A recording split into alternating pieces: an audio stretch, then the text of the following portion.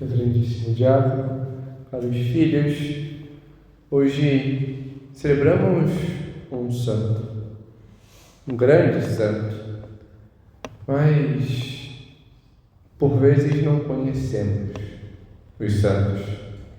E diante do dizer o seu nome, ficamos meio presos no exterior, naquilo que a fachada diz dele. Ele fundou isso, ele fez aquilo. É necessário, para celebrarmos um santo, ser conhecedores minimamente de quem o foi, para saber o que ele nos ensina. E vemos que existe um contexto. Por isso, a liturgia própria destes santos, que a Igreja indica, nos ajudam a entender estes mistérios. Mas para conhecermos este santo, é necessário antes conhecer um jovem chamado Iñigo Lopes. Iñigo nasce na Espanha, na região norte, em 1941, num período ainda conturbado da Reconquista Espanhola, em relação aos mouros. Ainda não se tinham a Espanha.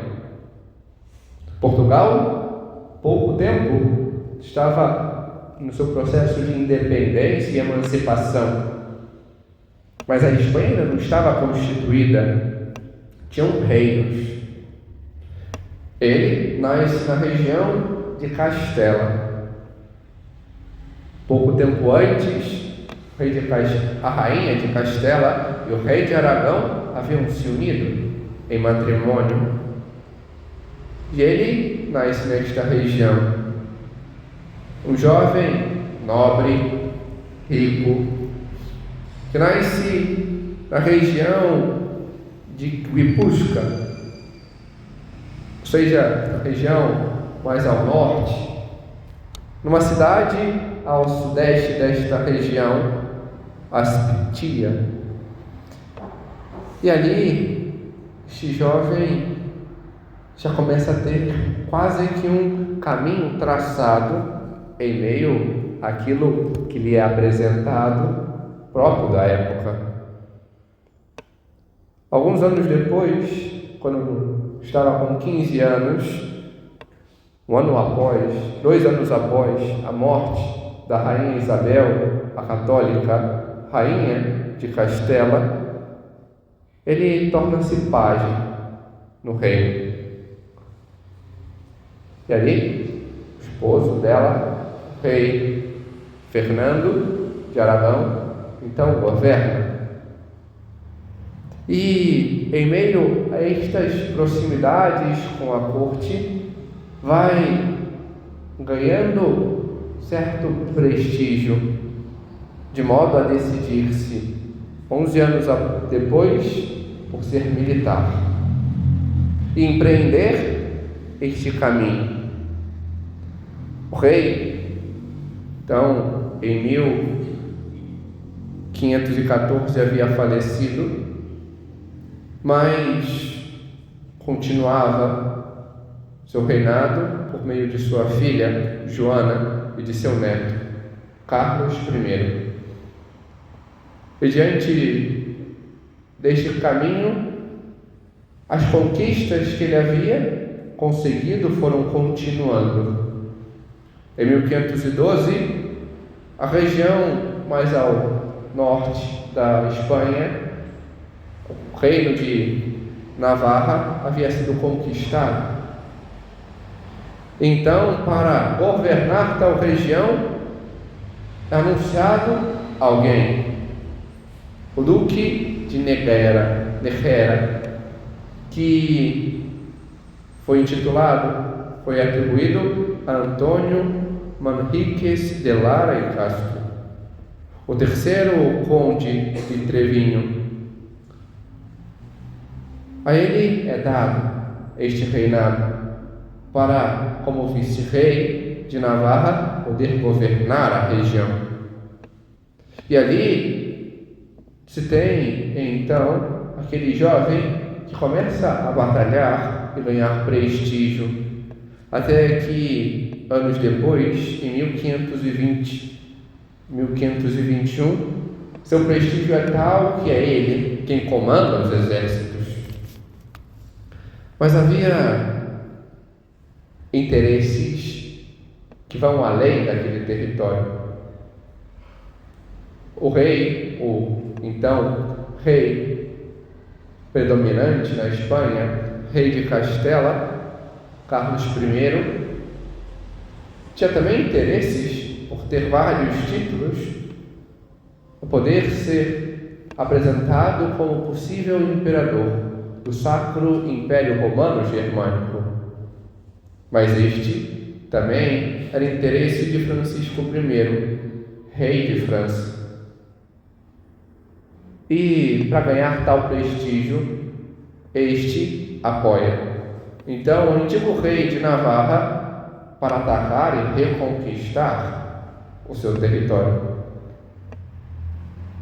Pois bem, havia em torno de tudo isso um dito, um edito inglês.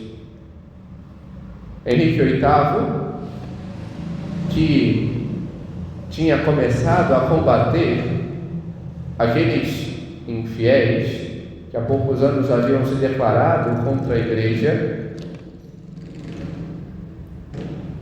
e instituído que em seu território, do seu reinado, eles ali não entrariam, recebia o título, mais alto título da fé católica, autodefensor da fé. E já havia declarado que se a frágil paz em Navarra fosse rompida, ele então interviria com máxima força. Os reis de Navarra ainda assim buscam combater com o apoio francês. E é nesta batalha, a batalha que aqui nos interessa, não por combates em relação aos luteranos, não por combates franceses ou espanhóis, mas esta guerra nos interessa por um motivo. Porque Iñigo Lopes, nesta batalha, defendendo a cidade de Pamplona, é altamente ferido. E graças a esta ferida, não podendo continuar, vai para o castelo de sua família, o castelo de Loyola, e ali fica até completar a sua convalescência. Sua perna havia sido muito quebrada e ele ali espera, e já não tendo tantas conturbações, apaixonado pelos livros e pelos contos de cavalaria, então quer ler para passar o tempo e ocupar-se. Mas ali não havia tais livros.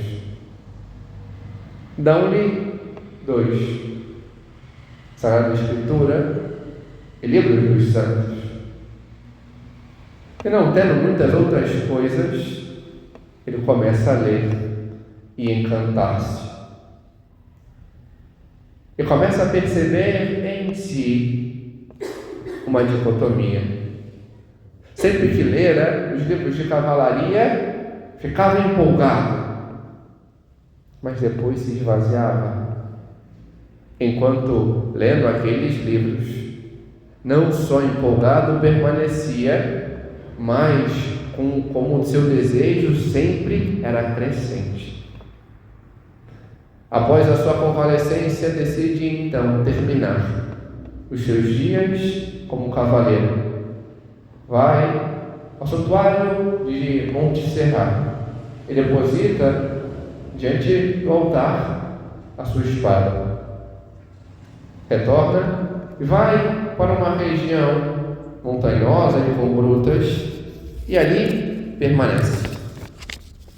Permanece como penitente. Permanece rezando e purificando-se. E depois sobe. Sobe para estudar. Faz seus estudos na Universidade de Paris. Mas poderíamos nos questionar: quem é Íñigo Lopes? Por que falar dele quando ninguém, a princípio, o conhece? Verdadeiramente, o nome de batismo até isso fora abandonado para algo mais. Porque então conhecê-lo? Porque em 1523, estando ainda na Universidade de Paris, ele, com outros 6 companheiros, fundam a Companhia de Jesus. Anos depois, é ordenado em 1537.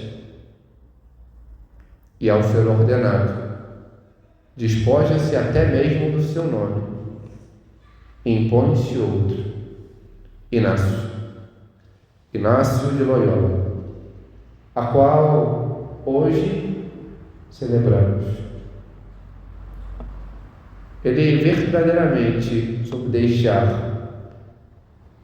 as batalhas externas para batalhar verdadeiramente aquilo que verdadeiramente convinha.